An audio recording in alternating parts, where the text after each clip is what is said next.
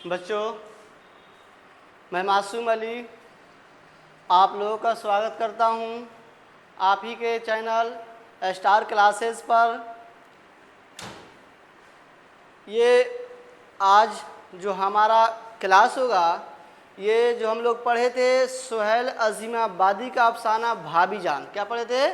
सुहेल अज़ीमाबादी का जो अफसाना था भाभी जान, उसी सबक के और उसी चैप्टर के हम नहायत ही उम्दा सवालात को करेंगे और उसके जवाबात को जानेंगे कि उसका जवाब क्या है।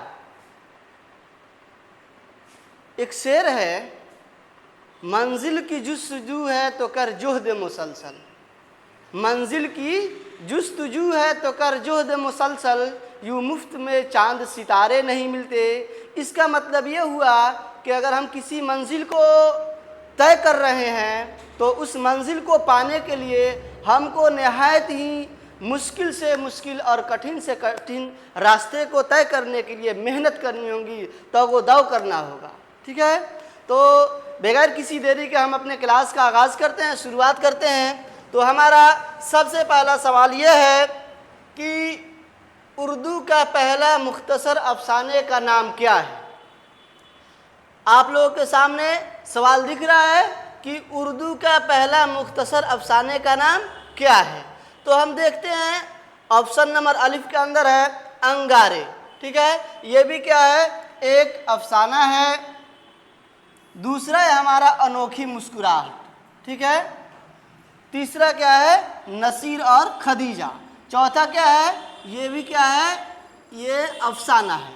लेकिन ये अनोखी मुस्कुराहट जो है ये सैयद मोहम्मद मुहसिन साहब का है, और ये चार चेहरे ये अफसाना और क्या है? ये सुहेल अज़ीमाबादी का है। लेकिन यहाँ पे हमसे पूछा गया है कि उर्दू का पहला मुख्तसर अफसाने का नाम क्या है। तो उर्दू का पहला मुख्तसर अफसाने का नाम है नसीर और खदीजा। हमारा ऑप्शन नंबर जीम सही हो जाएगा। दूसरा है तरक्की पसंद तहरीक का आगाज़ कब हुआ था। तो तरक्की पसंद तहरीक का आगाज़ ये हम देखते हैं ऑप्शन को, तो अलिफ के अंदर है 1935, बे के अंदर है 1936, और जीम के अंदर है 1938, और हे के अंदर है 1937। लेकिन तरक्की पसंद तहरीक का आगाज़ आप लोगों को बताया जा चुका है कि तरक्की पसंद तहरीक का आगाज़ कब हुआ था? 1936 के अंदर। हमारा ऑप्शन नंबर बे सही हो जाएगा। तीसरा सवाल है, अफसाना का माना क्या होता है। अफसाने के बारे में बताया जा चुका है कि अफसाना का माना होता है हिकायत, कहानी, दास्तान। तो हम यहाँ देखते हैं कि क्या इसमें ऑप्शन कौन सा ऑप्शन सही हो रहा है। तो अफसाना का माना होता है, यहाँ पे अलिफ के अंदर दिया है हिकायत, दूसरे बे के अंदर दिया है किस्सा, और जीम के अंदर दिया है दास्तान। लिहाजा हम देखते हैं कि अफसाना का माना ये जो तीनों दिया हुआ है, हिकायत, किस्सा और दास्तान, सब होता है। लिहाजा ऑप्शन नंबर ए के अंदर है इनमें से सभी। हमारा जवाब सही क्या लगेगा? इनमें से सभी। ऑप्शन नंबर ए के अंदर, ऑप्शन नंबर ए पर हम सही का निशान लगा देंगे। चौथा सवाल हमारा है, अफसाना नसीर और खदीजा के मुसन्निफ कौन है। अफसाना जो नसीर और उर्दू का मुख्तसर अफसाने का क्या नाम था? नसीर और खदीजा, जो ऊपर आया हुआ था सवाल नंबर 1 के अंदर, उसके राइटर के, उसके मुसन्निफ के, उसके लेखक का नाम पूछा जा रहा है। तो हम देखते हैं कि नसीर और खदीजा के मुसन्निफ कौन है। ऑप्शन के अंदर हम देखते हैं तो सबसे पहला ऑप्शन है सुहेल अज़ीमाबादी, दूसरा है राशिदुल खैरी, और तीसरा ऑप्शन है हमारा प्रेमचंद, चौथा ऑप्शन है राजेंद्र सिंह बेदी। लेकिन हम लोग पढ़े थे कि नसीर और खदीजा जो उर्दू का पहला मुख्तसर अफसाना है, उसके राइटर का नाम है राशिदुल खैरी। हमारा पांचवा सवाल रहा आपके सामने, सुहेल अज़ीमाबादी का असल नाम क्या था। सुहेल अज़ीमाबादी का असल नाम क्या था? तो इनके नाम को हम देखते हैं कि इनका असल नाम क्या है। सबसे पहले ऑप्शन नंबर अलिफ के अंदर आ रहा है मुस्तफ़ा रेज़ा। तो मुस्तफ़ा रेज़ा हम लोग पढ़े थे, इनका था शबनम कमाली का नाम क्या था? मुस्तफ़ा रेज़ा। सैयद मोहम्मद मुहसिन ये भी नहीं है। लेकिन ऑप्शन नंबर जी हम देखते हैं तो हमारा ऑप्शन नंबर जीम यानी थर्ड ऑप्शन हमारा सही हो जाता है, क्योंकि सुहेल अजीमाबादी का असल नाम था सैयद मुजीबुर रहमान। क्या नाम था? सैयद मुजीबुर रहमान। और छठा सवाल है, सुहेल अजीमाबादी का तखल्लुस क्या है? सुहेल अजीमाबादी का तखल्लुस क्या था? तो हम ऑप्शन के अंदर देखते हैं। सबसे पहले ऑप्शन नंबर अलिफ के अंदर है असद। आप लोग जानते हैं कि असद ये तखल्लुस था मिर्ज़ा असदुल्ला खान गालिब का, क्योंकि मिर्ज़ा असदुल्ला सबसे पहले असद तखल्लुस करते थे। दूसरा ऑप्शन है गालिब, जब मिर्ज़ा असदुल्ला खान ये सबसे पहले असद तखल्लुस करते थे, उसके बाद उन्होंने असद तखल्लुस को छोड़ करके गालिब करने लगे, लिहाजा ऑप्शन नंबर बे किसका ये तखल्लुस है? ये असदुल्ला खान गालिब का है। और ऑप्शन नंबर 3 है जीम यानी फिराक। ये फिराक गोरखपुरी का क्या है? तखल्लुस है। लेकिन ऑप्शन नंबर है के अंदर देखा जा रहा है कि ऑप्शन नंबर है सुहेल। सुहेल अजीमाबादी का तखल्लुस क्या है? सुहेल। क्या है? सुहेल। ऑप्शन नंबर हमारा 4th सही हो जाएगा। और तखल्लुस के बारे में बताया जा चुका है कि शायर अपना छोटा सा नाम रखता है जो शेर के आखिर गज़ल के आखिर मिसरे में गज़ल के आखिरी शेर के अंदर इस्तेमाल करता है, उसको हम क्या बोलते हैं? तखल्लुस। 7वां सवाल आपके सामने ये रहा, किस अफसाना निगार की पैदाइश 1911 में हुई थी? तो हम देखते हैं ऑप्शन के अंदर सुहेल अजीमाबादी। सबसे पहले हमारा ऑप्शन नंबर अलिफ ही दिख रहा है कि हमारा अलिफ ऑप्शन नंबर अलिफ सही है, लिहाजा हम आगे नहीं देख पाएंगे। हमारा ऑप्शन नंबर अलिफ क्या हो जाएगा?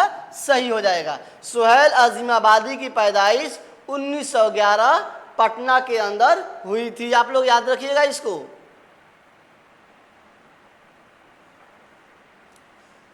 8वां सवाल ये रहा, दर्जे झैल रोजनामा अखबार साथी का इजरा किस अफसाना निगार ने किया? ये सवाल बहुत ही ज़्यादा इम्पोर्टेंट है। इसको सवाल के अंदर पूछा जाता है बार बार कि ये जो साथी रोजनामा अखबार है इस पे बच्चे ध्यान नहीं देते हैं, लेकिन इसी सवाल को उठा करके दे दिया जाता है और बच्चे क्या हो जाते हैं? परेशान हो जाते हैं कि आखिर हमने इसको पढ़ा ही नहीं। लेकिन आप लोग के बुक के अंदर निशान लगवा दिया गया था कि साथी जो रोजनामा अखबार है इसके अफसाना निगार थे सुहेल अजीमाबादी। कौन थे? सुहेल अजीमाबादी। ऑप्शन के अंदर देखते हैं कि सुहेल अजीमाबादी का नाम कहाँ पे है? अलिफ, ऑप्शन नंबर अलिफ के अंदर है मुंशी प्रेमचंद, लिहाजा ये इसके अफसाना निगार नहीं है। लेकिन ऑप्शन नंबर बे के अंदर हम देख रहे हैं कि सुहेल अजीमाबादी नाम दिया हुआ है, लिहाजा जो साथी रोजनामा अखबार था इसके राइटर थे, इसके लिखने वाले थे कौन? सुहेल अजीमाबादी। हमारा सवाल ये रहा कि सुहेल अजीमाबादी का नाविल कौन सा है? सुहेल अजीमाबादी का नाविल कौन सा है? तो ऑप्शन देखते हैं, 4 चेहरे। क्या है? 4 चेहरे। ये जो 4 चेहरे हैं बाबू हम लोग आपको बता दें कि 4 चेहरे ये एक अफसाना है और इसके राइटर कौन है? सुहेल अजीमाबादी। कौन है? सुहेल अजीमाबादी। ऑप्शन नंबर बे अलाओ है, ये भी क्या है? एक अफसाना है, इसके भी राइटर कौन है? सुहेल अजीमाबादी। और तीसरा आदमी के रूप है, इसके भी अफसाना निगार कौन है? सुहेल अजीमाबादी। लेकिन हम ऑप्शन नंबर 4 के अंदर देख रहे हैं कि बेजड़ के पौधे, और सवाल हमसे यही पूछा गया है कि सुहेल अजीमाबादी के नाविल का नाम क्या है, लिहाजा सुहेल अजीमाबादी के नाविल का नाम है बेजड़ के पौधे। ऑप्शन नंबर हमारा 4 सही हो जाएगा। 10वां सवाल है हमारे सामने, सुहेल अजीमाबादी का इंतकाल कब हुआ था? तो सुहेल अजीमाबादी का इंतकाल 1980 में हुआ था। कब हुआ था? सुहेल अजीमाबादी का इंतकाल 1980 में हुआ था, लिहाजा ऑप्शन नंबर बे सही हो जाएगा।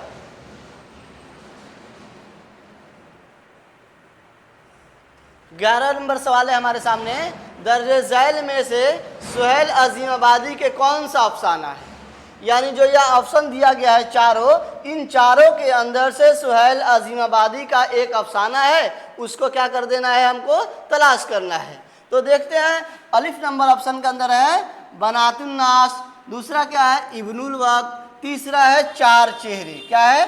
चार चेहरे। यही सुहेल अजीमाबादी का अफसाना है। और चौथा है तौबतुन नुसूर। ये जो नबातुन नास और बे नंबर है इब्नुल वक्त और तीसरा चौथा है तौबतुन नुसूर। हम आप लोगों को बता दें बाबू ये नाविल है और इस नाविल के नाविल निगार को, इस जो तीनों किताब है इसके नाविल निगार हैं डिप्टी नज़ीर अहमद। और ये नहायत ही फेमस इनकी डिप्टी नज़ीर अहमद के नाविल है। और ये जो नाविल लिखे थे डिप्टी नज़ीर अहमद ये अपने औलाद के लिए लिखे थे, क्योंकि उनकी जो औलाद थी वो मतलब कि तालीम हासिल करती थी, लिहाजा उनको देखते हुए अपने नाविल को लिखे ताकि उनसे हमारे बच्चों का क्या हो, इस्लाह हो। 12 नंबर सवाल के अंदर ये बताया जा रहा है कि शामिल निसाब अफसाना भाभी जान किसका अफसाना है। यानी जो भाभी जान ये मजमून है ये एक अफसाना, ये किसका है। तो ऑप्शन के अंदर देख रहे हैं हम लोग, अलिफ के अंदर दे रहा है शबनम कमाली, ठीक है। दूसरा ऑप्शन नंबर बे के अंदर सैयद मोहम्मद मुहसिन, जिम के अंदर है सुहेल अजीमाबादी। लिहाजा हम लोग पढ़े हुए थे कि भाभी जान जो अफसाना है उसके अफसाना निगार कौन है, सुहेल अजीमाबादी। इसी को हम लोग पढ़े थे।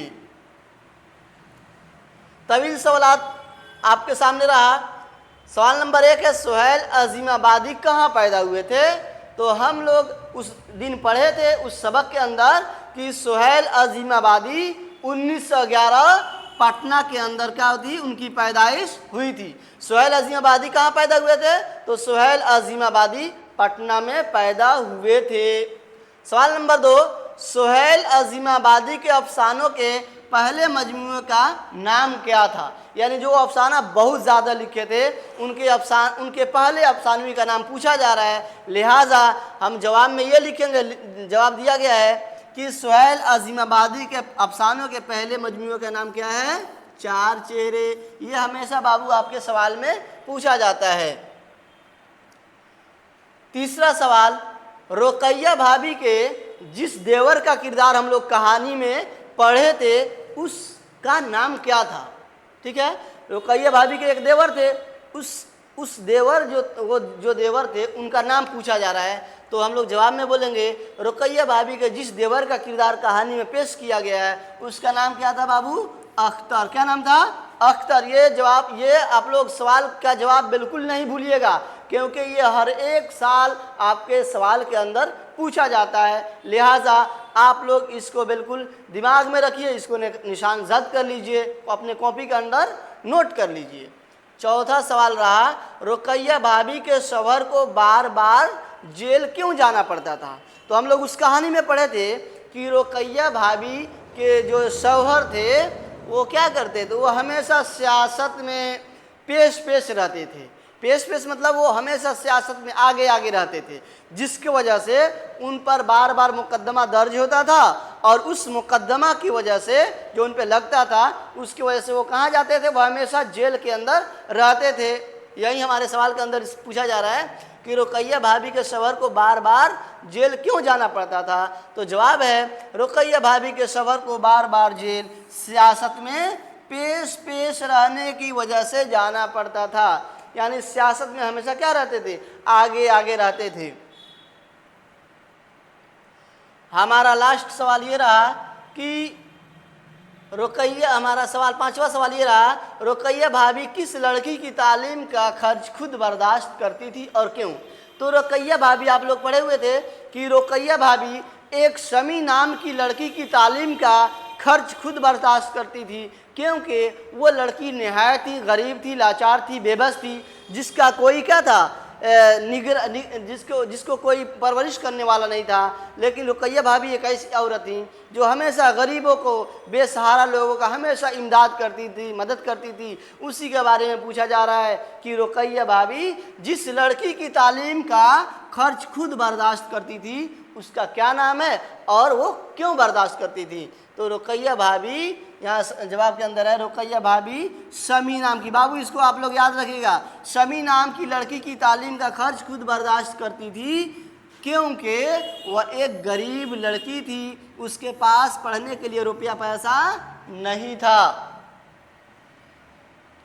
छठा सवाल है, रुकैया भाभी को सोने की चूड़ियों को क्यों फ़रोख्त करवाना पड़ा था।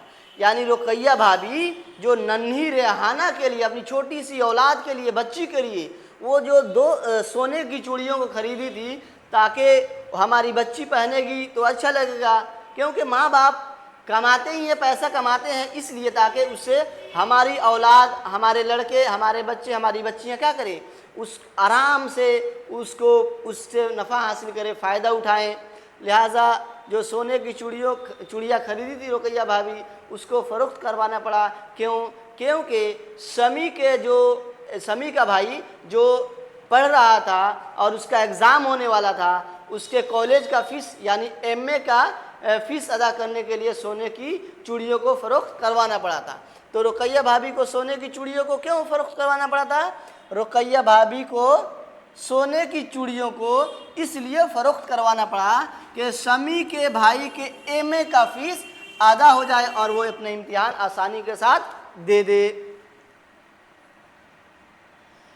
7वां नंबर सवाल है, रुकैया भाभी को जब फुर्सत मिलती थी तो अपना शौक़ पूरा करने के लिए कौन सा काम करती थी।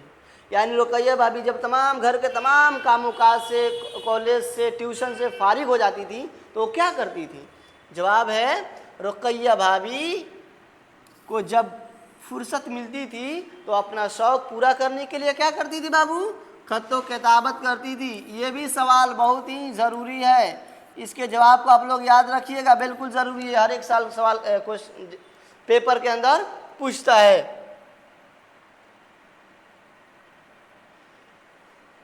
यहाँ पे हमारा सवाल ख़त्म हो रहा है, लिहाजा हम अपने क्लास को यहीं पे स्टॉप करते हैं। उम्मीद है आप लोग को ये सवाल और जवाब समझ में आ गया होगा। तो फिर हम मिलते हैं इंशाअल्लाह नेक्स्ट वीडियो के साथ। जब तक के लिए खुदा हाफिज़।